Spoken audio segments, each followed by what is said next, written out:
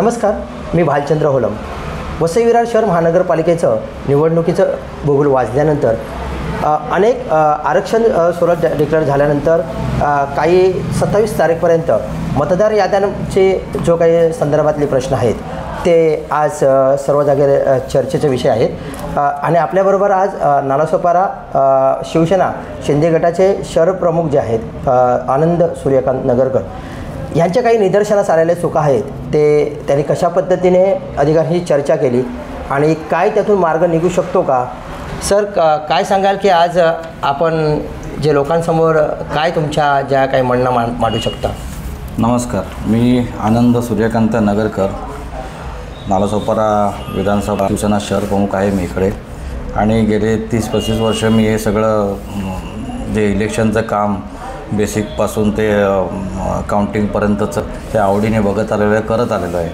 आणि काल याद्या इथल्या वसई विरार महानगरपालिकेच्या जाहीर होणार होत्या आणि त्यानंतर ते हरकती मागवणार होते. त्यासाठी 1-2-4 दिवसाची मुदत तिने दिलेली आहे, त्याच्यामध्ये आपल्याला हरकती त्या नोंदवायच्या होत्या. तर ते काल यादी घेतल्यानंतर मी साधारण एक 11 नंबरची यादी, मी जी प्रभाग क्रमांक 11ची यादी घेऊन मी रात्री काल 1-2 वाजेपर्यंत सगळं वाचत बसल्यावर मला असं निदर्शनात आलं की ह्या भागातली बरीचशी नावंच त्यात दिसत नाही आहेत. मग ती का दिसत नाहीत म्हणून मी अंदाज बांधला तर लोकसभेला आणि विधानसभेला इथले जे काही जे इकडे मतदार केंद्र आहेत तर त्या केंद्रामध्ये ईस्टमधला काही भाग जो वलईपाडा आपण त्याला म्हणतो तिकडे एक विद्यामंदिर आहे, स्कूल आहे. तर त्या स्कूलचा पत्ता तिथे आला होता आणि त्यावेळी पण भलं ते लांब पडत होतं पण त्यांना सोयीचं पण नव्हतं, त्यात मतदानाचा टक्का पण कमी होतो. तरीसुद्धा मतदारांनी तिकडे जाऊन ते आपलं मत तिथे मौल्यवान मत तिथे दिलेलं आहे. पण त्यावेळी कसं तिकडे जे असलेलं EVM मशीन असेल तर त्यावेळी विधानसभेला लोकसभेला असलेल्या उमेदवाराचं नाव कुठेही गेलात तरी तुम्हाला तिथं बटन दाबायला मिळणार. मात्र आत्ता जर त्या भागात इकडचा ज्याचं नाव इकडे आहे मतदाराचा तो जर तिकडे द्यायला गेला तर ऑब्व्हियसली तिकडच्या भागातले मशीन त्या वॉर्डप्रमाणे जे ते उमेदवार आहेत त्यांची मशीन तिथे असणार.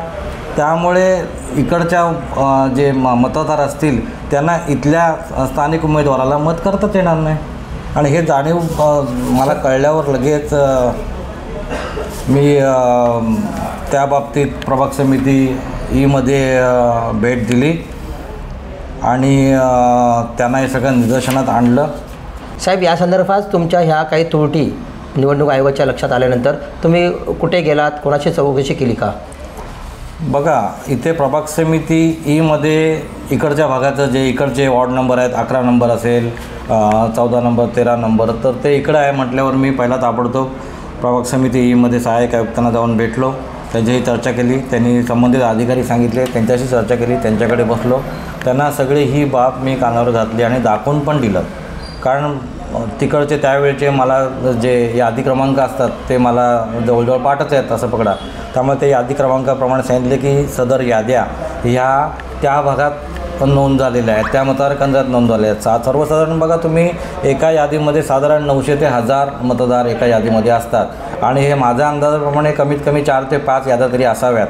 त्या याद्यांचा नंबर पण मला माहिती आहे. तर 4 ते 5 याद्या असाव्यात. म्हणजे तुम्ही पकडलं तर जवळजवळ 4 ते 5 हजार मतदारांना या मतदारसंघात राहत असून इकडचा पत्ता असून त्यांना तिकडे जाऊन मत देता येणार नाही, अशा प्रकारचं हे वातावरण आहे. त्यानंतर मग मी ती माहिती सदरची घेऊन मी मुख्यालयामध्ये आयुक्ताला जाऊन आलो. तिथल्या जे वरिष्ठ अधिकारी आहेत जाधव साहेब त्यांना भेटलो, त्यांना ही बाब लक्षात घातली आणि त्यांच्याकडनं कशी तरतूद करता येईल ह्याची चर्चा केली. आणि त्यांच्याकडनं शेवटी मी काय केलं की जर माझ्या वॉर्डात जर 11 नंबरमध्ये असं होऊ शकतं तर हे बाकीच्या वॉर्डात पण होऊ शकतं. म्हणून मी सरसकट पूर्ण वसई विरार महानगरपालिकेचा डेटा त्यांच्याकडून घेतलेला आहे आणि सगळ्यांना विनंती पण मी करतो आहे की जे कोण इच्छुक उमेदवार असतील आणि ज्यांना माहिती हवी असेल त्यांनी ताबडतोब पहिले आपापल्या भागात चौकशी करा. असं काय आढळून आलं असेल तर मला सांगा.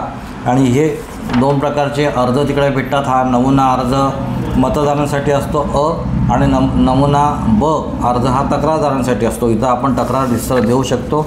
त्या प्रभागात जाऊन तुम्हाला तक्रार द्यायची आहे. समजा आता माझं इकडचं प्रभाग समिती इकडच्या प्रभाग समिती ईमध्ये माझी चुकी झाली आहे, पण ती जी नावं गेली ते प्रभाग समिती फमध्ये गेली असतील तर मला तिथं जाऊन त्या प्रभाग समितीला सगळं कळवायला लागेल, तिकडे डॉक्युमेंटेशन सबमिट करायला लागतील आणि तिकडे वर्ग करून मिळेल.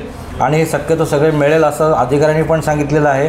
आणि त्यानंतर मी ही बाब आमचे जिल्हा प्रमुख माननीय निलेशजी तेंडुलकर साहेब यांना ही सगळी बाब फोनवरनं आता मी चर्चा केली आणि त्यांना सांगितले की साहेब जर 5,000 एका वॉर्डात असतील आणि ही संख्या जर वाढली 25,000 झाली 50,000 झाली तर हे करणं शक्य आहे का? तर ते म्हटले मी स्वतः या बाबतीत कमिशनर साहेबांशी बोलून घेईन, तुम्ही ताबडतोब ऑब्जेक्शन घ्या आणि ताबडतोब तुम्ही त्या बाबतीतला तक्रार अर्ज तुम्ही सबमिट करा असं मला जिल्हा प्रमुख सांगितलेलं आहे. आणि मी सगळ्यांना विनंती करतो की तुम्ही ताबडतोब त्याची सर काय वाटतं की जे इलेक्शन अधिकारी होते ह्या जे वर्गवारी झालेली आहे प्रत्येक प्रभागाची आणि ही जी याद्यांचे गोंधळ आहे मतदारांच्या नावं इकडे तिकडे आहेत, काय त्रुटी असेल का तुम्ही ह्या गोष्टीवरती काम केलं तरी समाधानी आहे? नाही नक्कीच समाधी नाही ना, नक्कीच समाधी नाही म्हणून मी या टेन्शनमधनं सकाळ मी 10:30ला ऑफिसला जाऊन पोचलेला आहे. कारण हे चुकीचंच आहे आणि हे आधीच व्हायला पाहतं. तुम्ही आता आज तुम्ही काल देताय आणि 4-5 दिवस देताय. एखादा कोण नोकरी करणारा मतदार असेल काय असेल त्याला वेळ पण भेटला पाहिजे की तिकडे जाऊन हे सगळं करा. आज आम्हाला त्याचं गांभीर्य माहिती आहे विषयाचं म्हणून आम्ही स्वतःहून जाऊन सगळं घेऊन मी स्वतः मतदारांकडे पोचीन, मी सगळ्यांकडे पोचीन. ज्या लोकांची नावं त्यांच्या याच्यात नाही आलेली आहेत त्यांना स्वतः मी संपर्क करेन आणि सांगेन की तुम्ही करा म्हणून. हे सगळं चुकीचं झालेलं आहे, सगळं आधी व्हायला पाहतं. विधानसभेला लोकसभेला पण अशीच गडबड झाली, मग विधानसभेला गेलो तरी परत ती तशीच गडबड होती. त्यानंतर त्यांनी आत्ता स्थानिक स्वराज्य संस्थेला त्यांनी ह्या त्रुटी आधी सॉल्व्ह करायला पाहत्या. आता अचानक हे एक शंकाच आहे की आता एवढे ते करू शकतील का?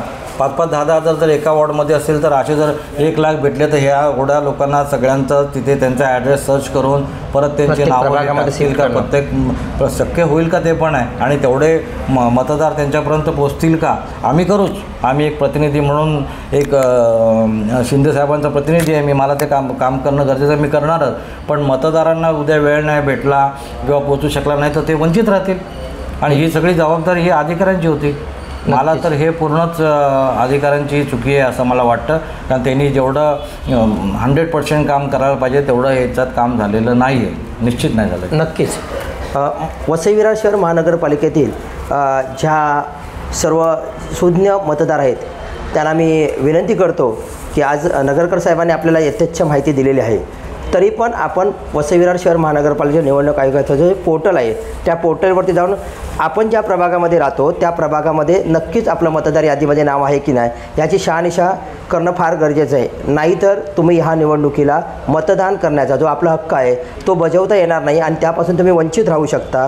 ही काळाची गरज लक्षात घेता मी भारताचा एक नागरिक आहे आणि मला परिवर्तन काय जर घडवायचं असेल तर माझं मतदान ह्या प्रभागामध्ये होणं फार गरजेचं आहे. तर सर्वांनी काळजी घेऊन परत एकदा त्या पोर्टलवरती जाऊन आपलं नाव त्या मतदार यादीत आहे की नाही याची काळजी घ्या. नाहीच तर जवळचं जे आपल्या महानगरपालिकेचं कार्यालय आहे त्या कार्यालय निवडणूक अधिकारी जे बसले आहेत त्यांच्या ते निदर्शनास आणा. त्याप्रमाणे जर चुका असतील तर दुरुस्ती करून आपल्या प्रभागामध्ये आपलं वोट घ्या. कारण आपल्या हक्काच्या उमेदवाराला जर वोट द्यायचा असेल तर आपल्याला ह्या गोष्टी कराव्या लागतील. जय हिंद, जय महाराष्ट्र.